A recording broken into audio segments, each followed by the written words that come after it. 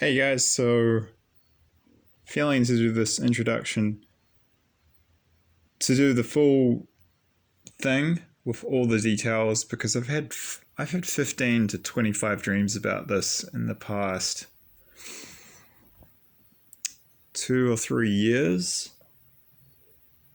But if I just relax and meditate, lying down in my bed in the dark and completely relax, all the information just intuitively floods in. It's like a library. I can just go into the collective unconscious and just sift through files and just pull them out. And I pretty much remember them all. And there's a lot of detail. So to do the full thing, I actually did try. I've tried earlier. It's going to be at least 20 minutes to half an hour long or longer. So I just want to give you kind of a summary of what I've been shown here, and then I'll do the full version in the future. And then I'll go into the symbolism that I was given in the longer full versions as well, because it's just not takes too much time. I'm just going to give you some kind of bullet point facts here, and the purpose is to sort of summarize and give you a sense of what I've been shown as an introduction, kind of like the Cliff's Notes formats, like, a synopsis of a book. And then, I'll do the full version of all the details in the future. All right, so the first thing is that the New Zealand will be very, very large. So I'll get into that when I do the full version, but it's going to have an area of approximately 4.8 million square kilometres. And the turning point for me with these dreams, I'll explain that in the full version. There was a very specific, interesting way God subtly confirmed to me that these dreams were from God, and it was to do with the land area. Because I'll talk about it in the future. I thought the land area of Zealandia was much less. I didn't actually know that. I think it's about I'll correct myself in the description box if I'm wrong. I think it's about 4.8 million square kilometers. It's roughly the size. It's roughly that. To put that in perspective, that's roughly 2/3 the size of Western Europe, basically. I mean, and by Western Europe, I mean if you draw a line from, say, Finland down to Bulgaria,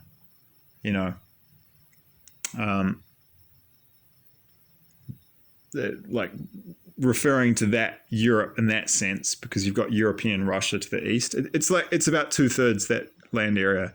I think it's roughly like you put Spain and France together, which are both huge countries, and then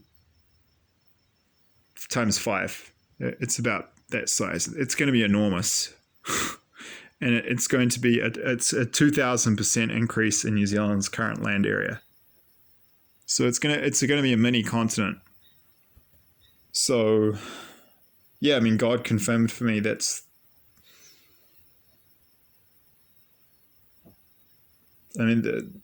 number I got given in dreams.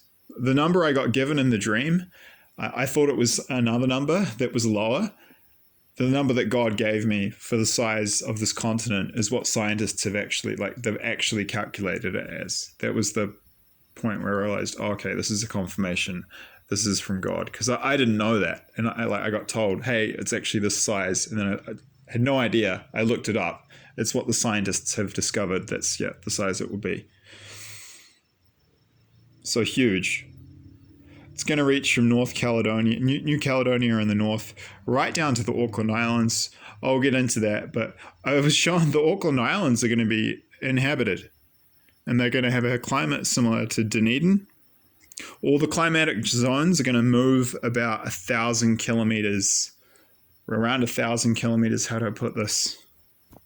It's like the South Pole is going to move 1,000 kilometers away from New Zealand.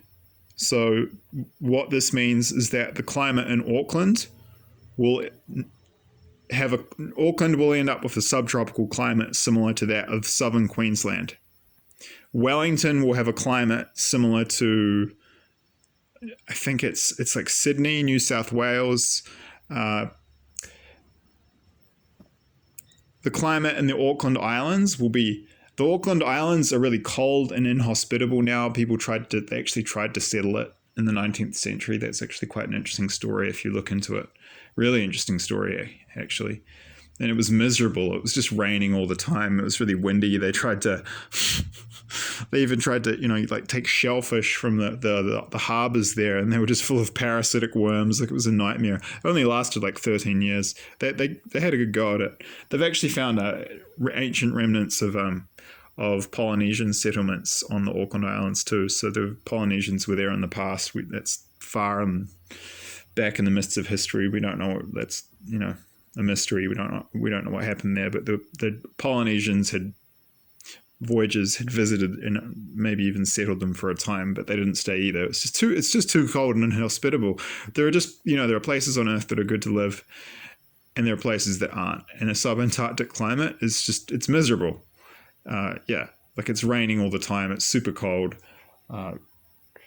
There's a bit of forest there, southern rata trees on Auckland Island, but it's just not a nice place to live. Like there's a reason people don't live there. But I got shown with these shifts. It's not going to be an island anymore. It's going to be part of the continent. I got shown there's going to be like a small settlement there. It was about 3,000 or 4,000 people, and when I was there in the dream, it was cold, but it was I got Dunedin. It will have a similar climate to Dunedin.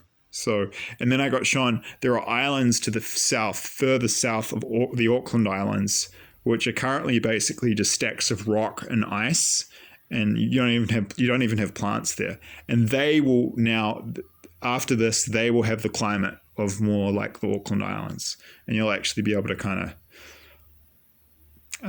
They'll have a bit more biodiversity, and they might even have some small forests growing there. So big climatic changes. I was showing pelicans in Wellington Harbour, and there are no pelicans in New Zealand right now. And that was a reference to central New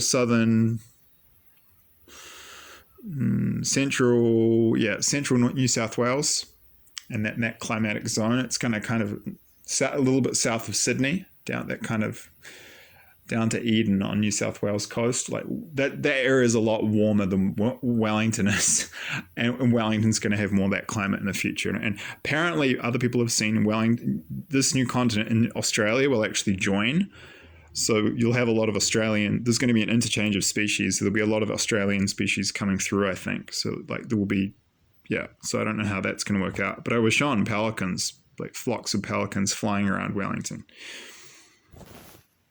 So the climatic zones is a huge part of it. The increase in land area is a huge part of it. And then associated with the increase in land area, you have to understand that put it this way: if New Zealand was a country situated, imagine this, 600 kilometers west of the Straits of Gibraltar, kind of where the Azores Islands are, which kind of have a similar climate to New Zealand. It's in Macaronesia. You got Micronesia, Polynesia, Melanesia, and then Macaronesia. And the Nesia bit means, that's from ancient Greek, it means islands. So like Melanesia, that's black. So the black skin of the people, Melanesian people. Poly, many islands. Micro, tiny islands. Those are all in the kind of Western Pacific. And then I forget what Makara means. But I'll put the link in the description box below on Wikipedia, from Wikipedia. Macaronesia, if you might not have heard of it, that's so that encompasses the islands, to the west, on the northwest side of Africa and west of Europe. So the Canary Islands, the Azores, Madeira, Cape Verde. I think it's those four. All right, so just imagine New Zealand's kind of where the Azores Islands are, a bit closer to Europe, like say 500 kilometers offshore, but that kind of area. And well, if New Zealand was there, I think it would have a population of 30 to 50 million, easy, if not more. The main reason New Zealand doesn't have a much larger population is it's simply so far away from the major population centers of the world. Eurasia has 70% of the world's population and 70% of the world's resources. And it's just really far from, that's like the center of everything else, is kind of the periphery in a way, off Eurasia. And it's just really far from everything. So that's they call it the tyranny of distance in New Zealand. And it has pluses and minuses, but that's the main reason there's not a lot more people there. And it's strange when you're there because it's such a beautiful country and it's such a gentle climate. It's one of the most perfect places on Earth for human habitation. There are no poisonous snakes. There are no bears. There are no large cats. There are no large dogs. So there's no animals that will kill you. There's just birds, small reptiles, just skinks and geckos. We have a thing called the tuatara, which is a bigger reptile that gets up to 2 feet long. It might bite you, but it won't probably even draw blood, and they're an endangered species. What else? New Zealand doesn't actually have any native land mammals. Except 2 species of bat and a third, which is allegedly extinct, but which actually I think isn't. And I'd like to organize an expedition in the future to find it, because there's actually good evidence to suggest that it's not extinct. It's just that it's surviving on a couple of islands, and no one's been organized to go out and have a look for it, but it's besides the point. So there's basically no native land mammals. It's a land of birds and reptiles. Incidentally, New Zealand has extremely high reptile diversity for skinks and geckos for such a cold country. There's over 100 species, and they're discovering new species almost every year right now that more scientists are looking into it. It's crazy. There's some really beautiful geckos and skinks too. And so it's not just, the big animals and then the little ones. It's diseases. There's no malaria. We don't have ticks. There are no ticks in New Zealand. There are no leeches in New Zealand. It's like Teletubby land. You can walk around in the forests. The only thing that will really kill you realistically is hypothermia or a nasty fall. Like it's so safe. But I mean, they're all like other humans, which is a real danger in many cases, because they're such. I've talked about them in my other videos. It's just brutal. Most of them. The 30% who have their hearts open are just beautiful humans, and they have the beautiful Kiwi national character. But most New Zealanders don't exhibit that because their hearts are firmly shut down. I'll keep this like 20, 30 seconds because I've been over it endlessly in other videos. The society is misogynistic and misandristic, so they hate men and they hate women. That somehow manages to coexist. It's a paradise for pedophiles. There's no justice. It's run by pedophiles, actually, and people who kind of support them. Anti-intellectual, xenophobic, authoritarian. They're not. It's a really sick society. It's pretty sad, and it's not like And you see, like I talk to people about this, and they say, "Oh yeah, well maybe that's just your experience," and then it's like, okay, well. Then why do we have the highest level of child and teenage suicide of all developed countries? Why do we have the highest rate of domestic violence of all developed countries? Why do we have the highest rates of bullying in the world? Second for workplace is for adults because they never grow out of it. Why do we have the second highest rates of bullying for school children in the world? Why do we have some of the worst rates of child poverty of all developed countries? I could just go on and on and on. So you might have some problems with the humans, but the nature itself is beautiful, and it's such a gentle, it's stunningly beautiful. It's famous worldwide for being beautiful, and that stereotype exists for a reason. If there's a country more beautiful than New Zealand, I haven't seen it yet. You can drive from Waipukadao out to our family farm in the Omakari area of Central Hawke's Bay on a nice sunny day. And if you just lean out the window and with a camera and take a photo, just a random photo, it would sell calendars anywhere in the world. Like, it's not just that parts of the country are beautiful, the whole country is beautiful, and then some parts just look like they're from a heavenly planet. It's just ridiculous. New Zealand is just, I don't know what's going on. It's so beautiful, the landscape. And it produces enough food to feed like 40 or 50 million people. But there's only 5 million people living there. And I got shown that's going to change. That's going to change big time. There's going to be, I'll get into that in the future. But I've been shown new towns on the southern coast of the lower North Island. One in Palliser Bay, placed close to a place called Wharekaha Estate. That one is at least 3,000 to 5,000 people. I got shown another one south of Eastbourne, between Eastbourne and Turakarai Head. I got shown the population of Wellington is going to be going to increase massively. They're going to be building on really steep hillsides. And on a hopeful note, after all these horrors and transitions, I got shown it'll be a very peaceful, like, it's not going to be this brutal, savage, cruel society. It's going to do a happy 180 and be very like positive and enlightened. So yeah, it's going to be a nice place to live. The society won't be hellish anymore, which is great. So that's a really nice, hopeful note to put out to Kiwis, the Kiwi listeners here. And if you look at the climatic range that it's going to have, man, like all the land there, I mean, we could be talking the population. It's going to evolve into a new country. It'll have a new name. I don't know how it's going to work for Australia, because if there's going to be a land bridge of Australia, I'm not sure if that will become one country or they'll stay separate. But it's not going to be New Zealand anymore. It'll turn into something else, and it will evolve, and it will have a new name. And there'll be people coming from all over the world, because most of Western Europe, most of East Asia will go underwater. So there will be, and New Zealand will just be empty. So it'll be the new frontier. So we'll get tens of millions of refugees. The country will keep New Zealand as it stands, that the core national character will be the foundation for the new country. But the culture will change, of course, with this vast influx of migrants. But yeah, I mean, you could be looking at 50 to 180 million people. You could maybe 200 million people. It will be a very powerful country globally. It'll be top 10. Could be top 5. It'll be like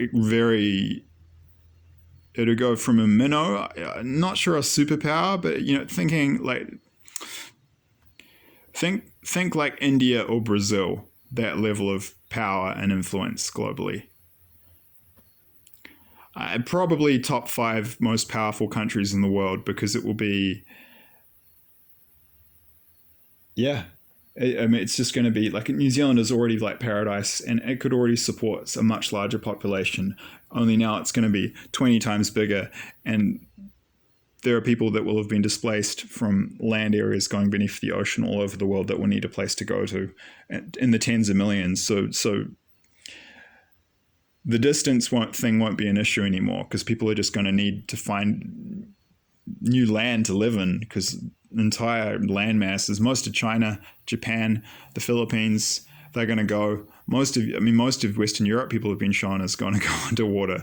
These people are going to need, the survivors are going to need places to go. So, and they're just going to, they'll work out a way to get there. So that empty land won't stay empty for long. And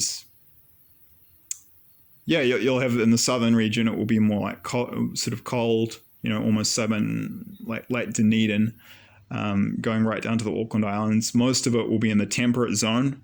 Most of the world's population lives within the temperate zone there's not many people living in the high latitudes, and there's quite a few large populations in the tropics, but most of the world's population lives in the Goldilocks zone, where it's, not too hot, not too cold. in the temperate regions of the northern hemisphere and the temperate regions of the southern hemisphere. And most of this land area is going to be a temperate climate, and then it will be subtropical in the north, and then even tropical in the north too. So you'll have the gradient right from almost like cold, lots of snow in the winter in the south, right through going to the north. It'll be like Miami or just that the beautiful Pacific Islands we have today, just New Caledonia, like that. So you'll have the full gradient, and there'll be islands offshore too. It's going to be like a paradise basically. So I mean, New Zealand's it's wacky. It's so bizarre. This is a story. I don't know what kind of interesting story God had in mind here in this plan, but it's a pretty amazing plan, because it's paradise in terms of nature. The society is hell, but then the society is going to turn great, and then New Zealand will just be like, it really will be heaven on earth in the future, and we'll live to see this. It's all going to be settling down by the 2050s. Like most people listening to this, if you survive the earth changes, you're going to be there. I mean, so maybe maybe buy like a helicopter and a flag, so you can just fly out as soon as the land pops up and mark your territory. Just stick it. Hey, this 30,000 hectares is mine. I'm considering doing that. Just get some mates, get like 40 of your friends, buy a whole bunch of AR-15s, and just like, no, I was here first. Just forewarned is forearmed. Forewarned is foregiven a great investment opportunity. You can, you'll be like, I don't know, you'll be the landed gentry. You'll be. It's funny, but I think it's going to be like that. It's going to be a frontier. So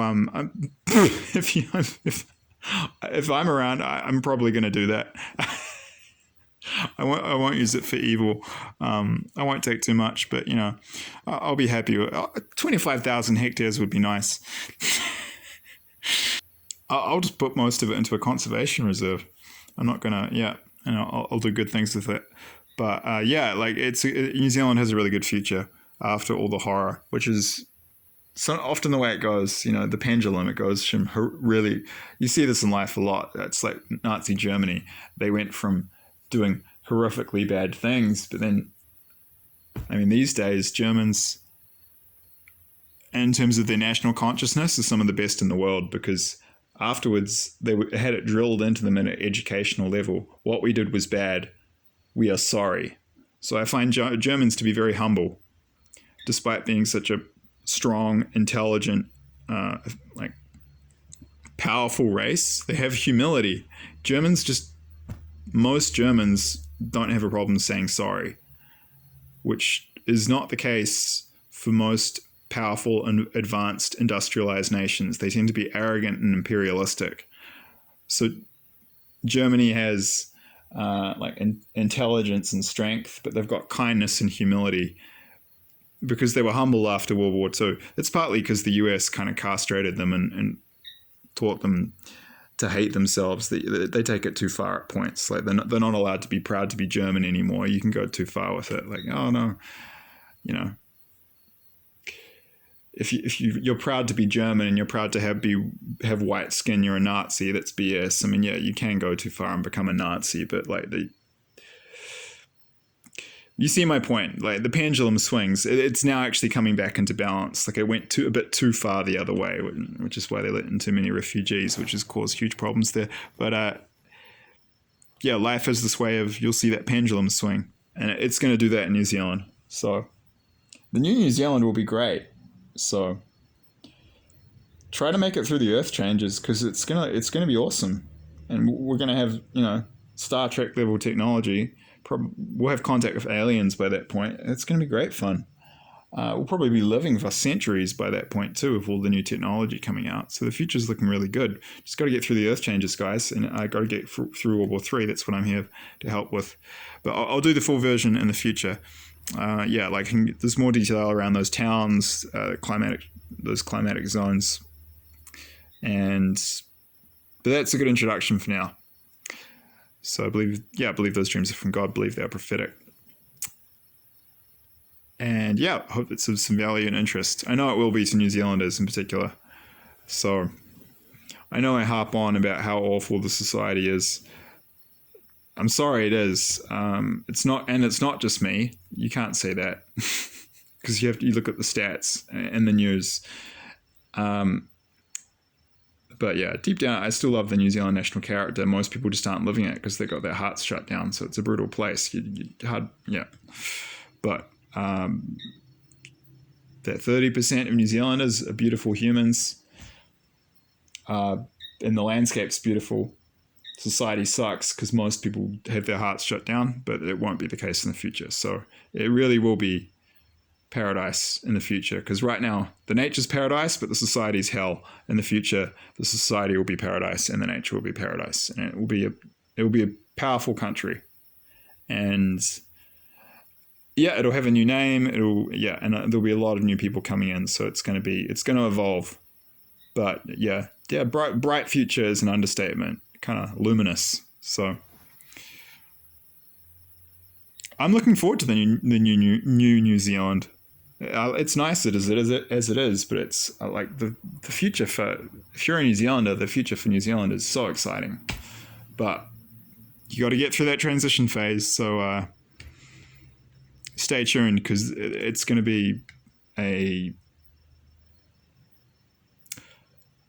sci-fi thriller horror. At times it'll be a horror film, action thriller movie, and you ideally want to be spectating and watching it from far away from a safe zone country, as opposed to being an extra who dies in that movie. The new New Zealand will be amazing. So if you're a Kiwi or anyone else, do your best to make sure you get through the Earth Changes period to live to see it, because it's going to be. Tell you what, it's going to be something else. Edgar Casey was showing this. I'll put a link to the maps below. He was showing it will be like described it as like one of the safest areas in the world, and the new frontier, and like he described it as something like the golden land. It's going to be like, other people were showing this too in maps and dreams, and it's going to be amazing.